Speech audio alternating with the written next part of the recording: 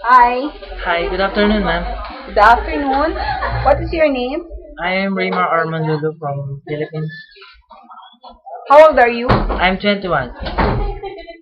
Are you married? No, single. Okay. Your family is composed of how many members? 5, and I am the youngest. Do you have friends and relatives in No, Malaysia? I don't have. What are your qualifications? Um, I studied in Bachelor of Science in Hotel and Restaurant Management, and I know how to cook Asian foods and also the Filipino foods. Are you working now? Yes, I am. Where? At Pampanga and Loring's Restaurant. Okay.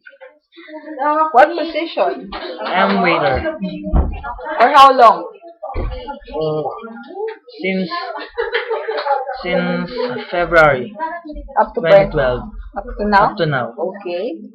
So, what are your plans after you finished your contract? I plan to apply again. Okay, that's it for now. Thank you. Thank you.